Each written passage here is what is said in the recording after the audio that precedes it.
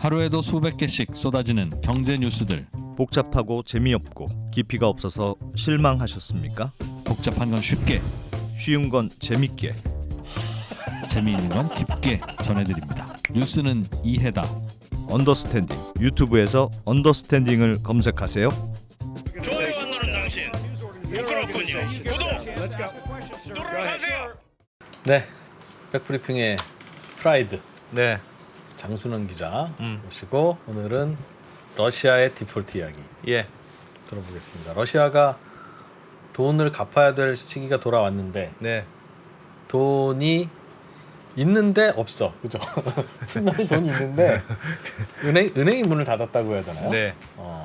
보낼 방법이 없어. 네, 은행 통장에 돈이 가득한데 은행이 문을 닫는 바람에 결제를 못하는. 야, 그러니까 이거를 이렇게 얘기하면 안 되지만 이게 러시아 잘못이. 그러니까 러시아도 배째라긴 배째란데. 네.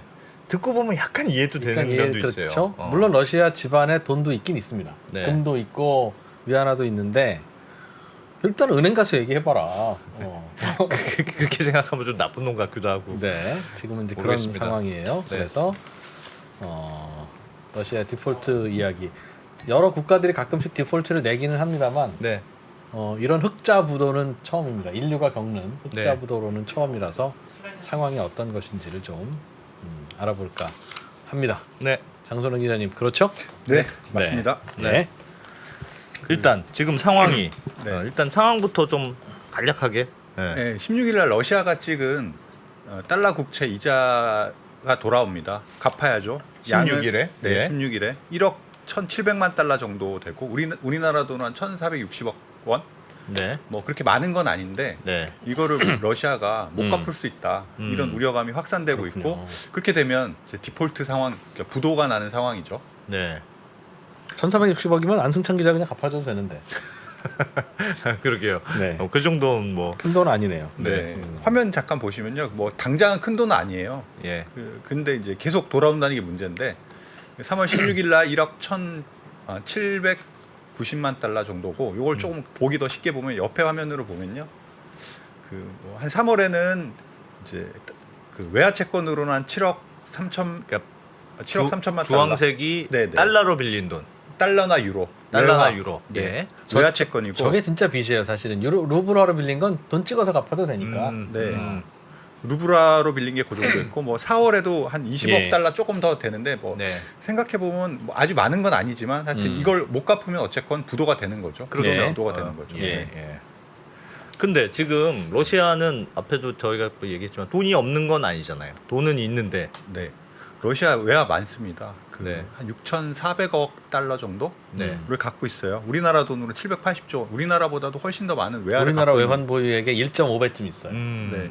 근데 문제가 있습니다. 이 돈을 뭐 미국이라든지 네. 유럽이라든지 이런 금융기관에 맡겨둔 게 많아요. 네. 그래서 지금 왜 우크라이나 침공한 다음에 러시아가 글로벌 금융 시스템에서 지금 거의 배제가 됐잖아요. 예. 그래서 이 돈을 찾아올 수가 없다는 게 문제입니다. 지금 그래프 잠깐 그림을 한번 보여드릴까요? 예. 말씀드렸듯이 러시아가 갖고 있는 돈이 많은데 그 6,300억 달러 중에 상당 부분을 서방 국가 증권이나 예금 형태로 맡겨뒀고 뭐 그렇다고 해도 러시아가 돈이 아예 없는 건 아니거든요. 예. 자체 보유하고 있는 금만 해도 뭐 1,350억 달러나 되고 예. 현금, 그러니까 달러도 한 300억 달러 정도는 갖고 있어요. 아까 말씀드렸듯이 뭐 3월에 7억 달러, 4월에 20억 달러 정도는 충분히 커버할 수 있는 자체 자금은 있는데 실물 현금도 300억 달러가 있긴 있네요. 네, 네. 막았다 그래도. 아니, 100달러짜리 지폐로? 그러니까 그렇게 그러니까 러시아 내부에 가용할 수 있는 돈이 저 정도가 된다고 해요. 러시아 내부에 네. 외화로 있을 거 아니겠어요? 외화로 있겠죠. 외화로 캐시로 갖고 있다고? 와, 마치 우리가 삼성전자 주식이 네. 대부분 증권사에 있는데 네. 실물 주식도 100주가 있어 하는 거랑 비슷하네요. 와, 그거 그러니까요. 왜 갖고 있지? 준비가 그러니까 대부분은 외국 은행이나 뭐 이런 데 이렇게 묶여 있어서 네. 지금 러시아 제재 때문에 못 찾는 돈은 안 대부분인데 되지. 조금 있긴 있네요. 약간도 그래도. 있다. 와, 그 준비성 돈이면 많은 러시아. 1억 달러 갚을 수 짓고 있네. 갚을 수 있네. 바로. 나쁜 놈들이. 요거는 이제 내부적으로 러시아 금융기관이라든지 네. 뭐 기업들이 갖고 있는 그럴 자금이 수 있을 수 있겠죠. 있거든요. 아. 그리고 러시아에 또 재밌는 게 매트리스 달러라는 게 있대요. 예? 그럼 뭐, 이거는 매트리스 여기에 달러? 잡히는 건 아닌데 네. 러시아가 과거부터 뭐 우여곡절 많이 겪은 나라잖아요. 네. 그 제재도 좀 받았고 98년에 모라토리엄도 있었고 그래서 음. 이 금융기관 왜 맡겨두지 않고 부자들이 돈만 있으면 그 매트리스 침대 밑에다가 아 캐시. 진짜로 매트리스구나. 네, 예. 그건 측정되지 않았는데 하여튼 그건 좀 그 여담이고 그거 네. 외에 이 가용할 수 있는 돈이 있어서 있긴 있다. 마음을 먹으면 갚을 수는 있다. 갚을 수는 있다. 아, 이제, 혹자는 네. 아이 얘 이런 대비를 해야지 왜 서방의 은행에다가 그걸 갖다 놓나? 라고 하지만 미국 국채를 사거나 유로화 채권을 사면 네. 서방 은행에 맡길 수밖에 없어요. 그렇겠죠. 안 기자님 어. 삼성전자 주식을 사는데 음. 증권사에다가 안 맡길 수 있습니까? 그렇죠. 증권사를 그렇죠. 통해서만 사야 되는데 그렇죠. 그러니까 미국 국채나 유로화 국채를 사려면 그 나라 은행을 통해서 살 수밖에 없기 때문에 우리도 우리 외환 보유액 다 거기 있어요. 외국에 있죠. 한국은행 외국에. 계좌에 어. 있는 게 아니라 똑같아요. 네.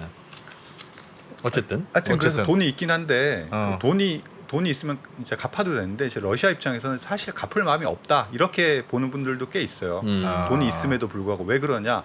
지금 당장 돈을 디폴트라는 게 뭐냐면은 그 제때 돈을 안 갚아서 부도가 나면 다른 사람들한테 돈을 빌려올 수 없는 그러니까 금융 시스템에서 이제 쫓겨나는 거잖아요. 네. 근데 이미 이제 러시아는 쫓겨나 있는 상태죠. 서방 제재 때문에.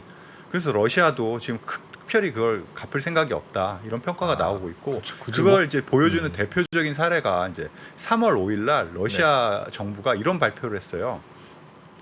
우리가 이제 중앙은행이 고시한 환율에 따라서 외화로 찍은 국채에 대해서 네. 빚을 갚긴 갚겠다. 네. 그런데 이제 우리나라 중앙은행이 러시아 중앙은행이 1일 고시한 환율에 따라서 그걸 달러나 유로화 대신에 러시아 루블화로 갚겠다. 이런 이제 발표를 했습니다. 지금 고시된 환율이 얼마인데요? 지금 이제 러시아 시장에서 네. 거래되고 있는 환율이 이제 달러당 120 루블 정도 네. 되는데 대충 그러다가 거래가 정지됐을 거예요. 네, 네. 어, 그런 예. 그런 상황이 거래가 잘 안 되고 러시아 주가처럼. 네. 네. 그다음에 그 1일 날 고시한 환율은 90한 3루블 정도 되거든요. 1달러당. 아, 그러니까 이제 예를 들면 그런 거죠. 3월 16일 날 갚아야 될 이제 달러 국채 이자를 예. 3월 1일 고시한 환율 93루블로 계산해 갖고 주겠다는 아. 겁니다.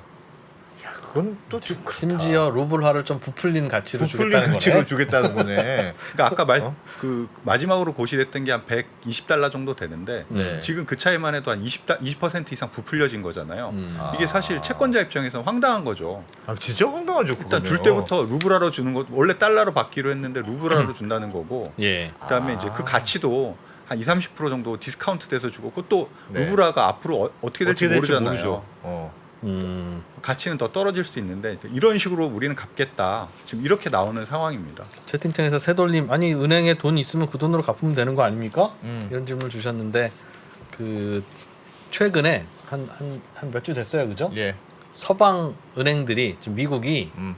러시아가 서방 은행에 갖고 있는 계좌는 그냥 압수, 다 몰수, 다 막아놔 정지 버려가지고. 그렇게 예. 해놨어요. 예. 그래서 러시아가 갖고 있는 외환 보유액을 지금 러시아가 찾을 수가 없습니다.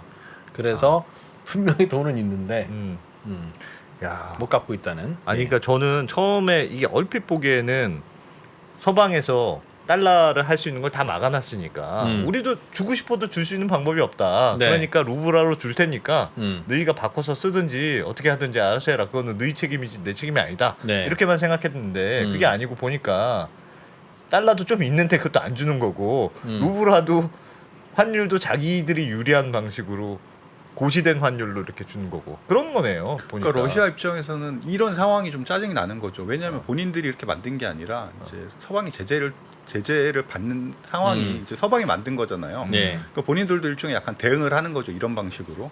그러니까 서방 은행이 탓이니까 은행 거기서 가서 얘기해라. 그러네. 러시아 환율이 90 루블에다가 120 루블 된 것도 서방 탓이니까 그것도 우리는 인정 못 해주겠다. 우리가 생각하는 환율이 90으로 주겠다. 정말 대단하다 러시아는. 그 명분은 강력한 거죠. 네. 이렇게 돼도 이런 루블화로 받으면 디폴트입니까 아닙니까? 그 일단 루블화로 줬어요. 그럼 네. 그건 디폴트예요, 아니에요? 일단 그 조건이 있는데 이게 뭐 상황에 따라서 루블화로 줄 수 있다는 옵션이 있을 경우에는 디폴트는 아니죠. 네. 그런 상황이 되니까. 근데 지금 그 말씀하신 3월 16일 날 돌아오는 그 달러 국채에는 그런 루브라로 주는다는 규정이 없어요. 아, 그러니까 이건 무조건 달러로 상환을 해야 되는 채권이다. 달러로 상환하지 않고 루브라로 주면 엄밀히 말하면 이제 디폴트 상황인 건데, 근데 이 달러 국채 그 이자가 이제 16일 날 지급해야 되는데 예. 그 유예 기간이 한 달 정도 있습니다. 그러니까 그 한 달 사이에 뭐 네. 얘네들이 그걸 갚으면 사실은 디폴트는 아닌데 뭐 지금 봐서는 러시아가 돈이 없다기보다는 갚을 생각이 없어요. 갚을 의지가 없는 상황이다 의지가 보니까 없는. 일단 그 상황을 한 달 정도는 지켜보게끔 지켜봐야 되지 않겠느냐 네. 그러고 있는 상황이죠. 바이든한테 가서 달라 그래. 진짜 이상하다. 진짜 이상해. 아, 그러면 유예 기간이 있으면 16일이 돼도 그날 당장 디폴트가 나는 건 아니네요. 유예 기간 30일을 보고. 네. 왜 최근에 중국의 헝다가 부도가 났을 때 그런 상황이 좀 벌어졌었는데요. 예. 30일 정도의 유예 기간을 지켜볼 겁니다. 아, 알겠습니다. 야, 그러면 네. 보통은 디폴트가 나면 큰일이기 때문에 네. 가능하면 디폴트를 안 내려고 하는데 러시아는 이미 큰일이 났으니까 디폴트가 난다고 해서 새롭게 더 불편해지는 게 없잖아요. 러시아는 네. 네. 지금 최악이니까. 그러니까 러시아도 충격이 없고 네. 디폴트에 대한 충격이. 다른 나라가 충격이 있는 거 아니에요? 그러면? 그러니까 대개는 보통 어떤 나라가 하나가 디폴트를 내면 네. 연쇄적으로 일어나잖아요. 디폴트를 내는 이유가 돈이 없기 때문에 내는 거니까 네. 비슷하게 돈 없는 다른 나라들은 또 어디 불안한 놈들 없나 하면서 이제 그 나라에서 돈 빼기 시작하고 그러면 이제 연쇄 부도가 나는 네. 98년 외환위기 때 우리나라도 그래서 아시아 지역에 부도 먼저 난 나라들 따라서 우리나라도 났잖아요. 예. 근데 이건 러시아가 돈이 없어서 난 부도가 아니라서 음. 괜히 불똥이 튈 건지 안 튈 건지도 잘 모르겠네요. 어떻게 봐야 됩니까? 그러니까 시장에서 제일 관심 있게 보는 게 사실 러시아 부도 이 두 가지가 예전에 한번 경험한 적 있잖아요. 1998년에 그 러시아가 모라토리엄을 선언하면서 예. 그 글로벌 금융시장이 한번 충격파를 받은 적이 있거든요. 그런 적 있었죠. 네. 예. 근데 그때 상황하고 잠깐 비교를 해드리면요. 잠깐 그래프를 보여드릴게요. 예. 이제 1998년에 모라토리엄은 정말 러시아가 돈이 없어서 이제 나는 돈 못 걷겠다, 예. 지불을 좀 유예해달라 이렇게 한 건데 이번 디폴트 위기는 말씀하셨듯이 돈이 없어서라기보다는 돈에 접근이 안 되기 때문에 생긴 상황이고 또 어떤 그 정치적인 이벤트 때문에 생긴 상황이다 보니까 조금 달라요. 예. 게다가 이제 러시아가 돈도 지금 잘 벌고 있죠. 국제유가 뭐 그리고 네, 네. 외환 보유액도 뭐 충분히 있고요. 예. 그래서 과거의 디폴트 사례하고는 이제 좀 비교하기가 제가 예전에 말씀하셨듯이 디폴트가 벌어지면 금융시장이 충격을 받고 그 비슷한 어떤 경제 체력이 취약한 신흥국이나 뭐 그런 곳들을 중심으로 어떤 위기 상황이 심화되는 그런 전통의 경로를 밟기보다는 이제 러시아 상황이 이제 한 달 정도 유예 기간을 두고 이 러시아의 어떤 전쟁 상황이라든지 러시아 정부의 어떤 달러나 유로 같은 외채의 상환 의지, 정말 상환 의지가 없는지 이런 상황들을 조금 더 지켜보는 약간의 간보기 상황이 이어질 것 같다는 분석이 지금 우세합니다. 아, 시장에서도 네. 러시아 놈들이니까 이럴 수 있겠다. 이렇게 생각할 수는 있다는 거네요. 그리고 러시아가 왜 2014년에 크림반도를 병합했잖아요. 네. 그 이후에 이제 서방의 이제 은행이나 금융기관들도 그러니까 익스포저라고 하죠. 뭐 대출이라든지 투자 규모를 조금 줄여놨어요. 예. 그 전체 은행권의 러시아 익스포저가 한 1,200억 달러 정도 되는데 예. 그게 이제 2014년과 비교하면 그 위험 익스포저가 한 절반 정도 줄어들다 이런 상황이긴 해요. 그렇지만 여전히 뭐 투자한 것들이 적은 건 아니거든요. 지금 보면 이제 러시아가 달러나 유로로 발행한 이제 외화 국채 잔액이 한 400억 달러, 우리 400억 돈으로 한 달러? 50조 원 정도 되고요. 거기에 이제 절반 정도를 외국인이 들고 있고 뭐 외화로 발행한 회사채까지 포함하면 우리 돈으로 한 320조 원 정도가 되거든요. 예. 그러니까 뭐 이게 적다고 할 수는 없는 규모죠. 과거보다는 좀 위험 노출액이 줄긴 했어도 적은 규모는 아니고 뭐 그래서 이제 러시아도 빚을 많이 줄여놨네요. 그렇죠. 러시아 스스로도. 그렇죠. 그러니까 유럽 은행들이 익스포저를 줄인 것도 줄인 거지만 하여간 그건 줄어든 거고 러시아가 스스로 돈 많으니까 돈 뭐 안 빌려온 거. 석유 팔으면 달러 들어오는데 굳이 왜? 사실 뭐 나는- 외환 보유액을 고려하면 네. 러시아의 대외 채무보다 러시아가 네. 갖고 있는 외화가 훨씬 더 많은 거죠. 그런 상황까지 만들어 놓고 전쟁 시작했는데 갑자기 계좌가 동결될 거라는 생각은 못했다는. 야. 그러니까 해외에 있는 러시아 계좌를 동결하는 건 네. 상상도 못했다는 거예요. 상상도. 본인들이 그렇게 될 줄 몰랐다고? 어느 날 안 기자가 은행 갔는데 어. 못 줍니다. 상상이 돼요? 그러니까 다른 나라들이 일치 단결해서 이렇게 자기 그런 거죠. 내가 할 줄은 잘못한 건 몰랐다. 잘못한 거고. 예를 들면 내가 뭐 사기꾼이든 소매치기든 뭐 뺑소니를 했든 뭐든 욕은 좀 먹고 말겠지. 은행 이렇게 가면 내 돈은 줘야 되잖아. 어. 내 돈인데 야 진짜. 갑자기 은행이 돈을 안 주니까 아니 야, 그래도 은행들 입장에서는 그러니까 네. 이게 지금 약간 국제적 정세 때문에 그런 거긴 하고 러시아도 그래서 배째라고 하고 있는 건데 그래도 돈 못 받는 예를 들면 은행들 뭐 그런 데들은 자기들이 그 손실을 부담을 해야 되겠네요. 디폴트가 나서 돈 아깝다. 그러면 어쨌든 그 은행이 돈을 못 받은 거잖아요. 그렇게 되는 거죠. 은행들이 그럼 뭐 은행들은 어디다 하소연을 해야 문제긴 돼? 문제인 것 같아요. 어디다 하소연을 해야 될까? 그러니까 은행들이 이제 그게 좀 애매한 게 일단 그게 일단 그 지급불능이라는 어떤 신용 이벤트라는 게 확정이 돼야지 은행들도 네. 어떤 액션을 할 수 있잖아요. 네.